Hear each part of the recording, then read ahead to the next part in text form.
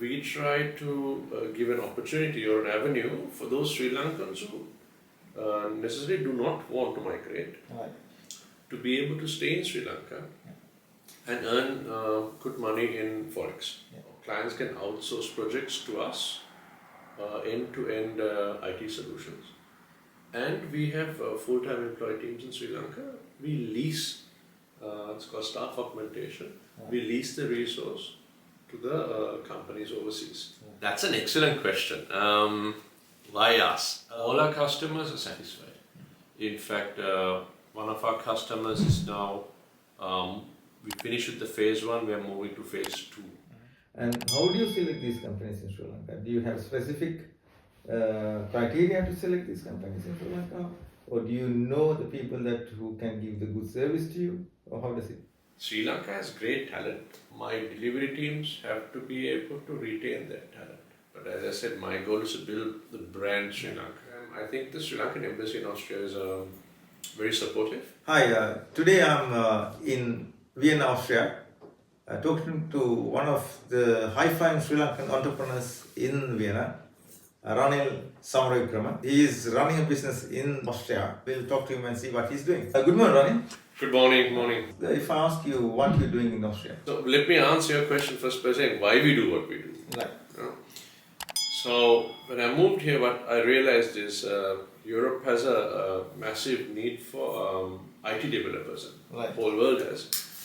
And in Sri Lanka, we have extremely talented and experienced IT developers and professionals. But also in Sri Lanka, we have a lot of brain drain. Okay? People are leaving Sri Lanka, sometimes not necessarily because they want to, but because of financial needs. So what I try to do is, with our company here, we try to give an opportunity or an avenue for those Sri Lankans who necessarily do not want to migrate to be able to stay in Sri Lanka and earn good money in Forex. Right? So what we do basically is clients can outsource projects to us, end-to-end IT solutions. And we have full-time employee teams in Sri Lanka. We lease, it's called staff augmentation. We lease the resource to the companies overseas. So our teams get very good salaries to live in Sri Lanka. So the idea is all the money that they come into Sri Lanka stay in Sri Lanka. It doesn't leave the country. That's the idea of what we do. Right. So why should a client come to you to get the service from you? That's an excellent question. Why us? So my background is actually not in IT. My academic background is in diplomacy and international relations, and then I moved to the corporate sector and to doing startups in Sri Lanka. So how this is relevant is that what I realized is that people are the most important quantity that I work with, and relationships. So people and relationships are extremely important. And this comes down to now when I moved to Austria and I was looking at starting this venture, I realized the names outsourcing, staff resourcing has a very negative connotation attached to it.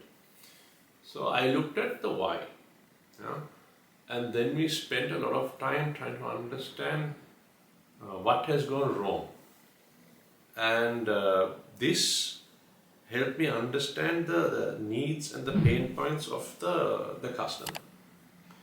Now, given we are in Europe, within Europe we have this smaller region called the DACH region. That is Germany, Switzerland and Austria, which has its own subculture. නුවර වෙන culture එකක්, ගාල්ල වෙන culture එකක්, යාපනය වෙන culture එකක්. ඒ වගේ in Europe itself the DACH region has its own culture. Since I was a child, my father's company worked with Germany a lot. It was his main country they worked with. So I was always aware, and then later on in my life more and more focused, and I worked a lot with Germany. So we are also used to understanding the way of the style of communication and the professional standards this region requires. One of the biggest advantages of a customer working with us is our company is in Austria. We're not based 5,000 kilometers or 10,000 kilometers away. Our company is in Austria, it's an Austrian company, and I live here. So a client can come directly to me and meet us. This is a huge advantage than talking to someone in different time zone. We also work only with selected partners in Sri Lanka, and our teams are in Sri Lanka.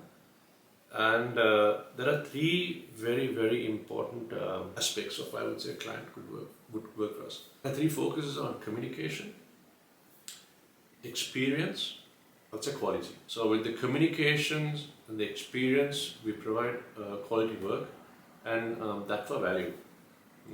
So I would say those are some of the reasons that we are pretty much, why our clients are very happy with us. And that's why I would say we excel at what we do. So that means you must have lots of satisfied customers with you. And how do you expand your business? So, a lot of satisfied customers, it's a tricky one. We are very happy with where we are. We are, as a company, we're 1 year old. And we started sales actually only 9 months after we registered the company. Yeah? So that was from December. So from December to now, I would say we are in a happy spot. Could be happier, but I'm very thankful for where we are. And I'm even more thankful for the work all our teams have done, because all our customers are satisfied. In fact, one of our customers is now, we finished with the phase 1, we are moving to phase 2. To answer a specific question, how do we expand? We use a multifaceted mechanism. So we have an outbound strategy, we have a referral strategy, we have a partnership network, we take part in many events. For example, I'm wearing this band, it's called Vienna Up. It's organized by the state of Vienna along with the private sector. It's 9 days with, I think, roughly 68 events in 9 days. So right now I've been doing 2-3 events a day. Then next week we are taking part in the B2B software days. We're one of the exhibitors. So there are many ways, I'd say, we try and get to the customers or market awareness. But I need to say my actual vision is not just going for customers. It's to build the brand Sri Lanka. So in fact, next week we have an event with the name Beyond Beaches and Tea. So we are trying to, so my goal is to try and build brand Sri Lanka beyond tea and tourism. So this is something we are working on as well. Right. I think that's a good point that we always say in Sri Lanka, tepol rubble, right? So that's only what we got the foreign exchange from. Yeah. So we should think outside the box and get other things to get the foreign exchange. And what made you to come to Austria? So I left Lanka when I was 17.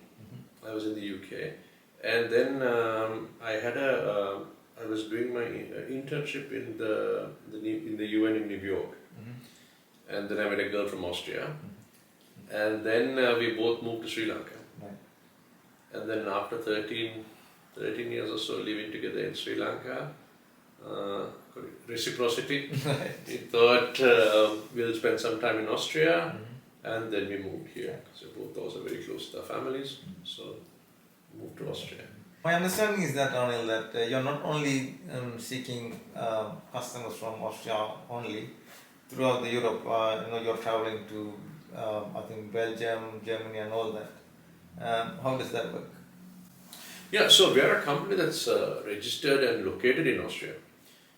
Austria borders many countries, and if you take the market size, Austria, then you got the DACH, then you got the 1 hour flight, you got 2 hour flight, 3 hour flight. Yeah? So you got over 500 million people market. The location here gives me great access. and thanks to some associations and clubs I've been a part of, and of course I grew up in the UK as well from university, we have a network. Yeah? And as I said before, people and relationships are important, yeah? And these build trust. So this is Right. So your customers come to you and because they are outsourcing their job to you, and then you get that job done only from Sri Lankan companies or any other countries as well? okay, tricky. So we have some customers who need the work to be done within the EU. Yeah? That can be from funding reasons, GDPR, legal, or they're just simple requirement. So when when their requirement is that it's to be done within the EU, then we work on this model. With regards to if there is no geographic requirement, then at present I'm only working with teams in Sri Lanka. That's because heart is Lankan, but also that's why I set up the company. Right. Okay. And how do you select these companies in Sri Lanka? Do you have specific criteria to select these companies in Sri Lanka, or do you know the people who can give the good service to you, or how does it? Very, I would say, important question. So as I said, when we started the company, for 9 months, we started last April. So till December, all we focused on is finding the right partner. Yeah. Outsourcing and resourcing or staff leasing has got a negative connotation attached to it. So we try to study the why and then make sure we don't end up as another company that provides poor service, or product quality. So it was very important for me to find the right partners. The partnership comes for me in two ways. One is the quality of the product, and the second is the relationship, because this is very important to me. Sri Lanka has great talent. My delivery teams have to be able to retain that talent. Because a company is a company, but if the people move, I have the problem. And finding the right partner is kind of like a marriage, right? Yeah. The company has to fit my ideas here, and the same way, but my vision here needs to fit that company. Okay. So there are many companies in Sri Lanka who would like to work together. They're all great, but I'm not driven by only sales.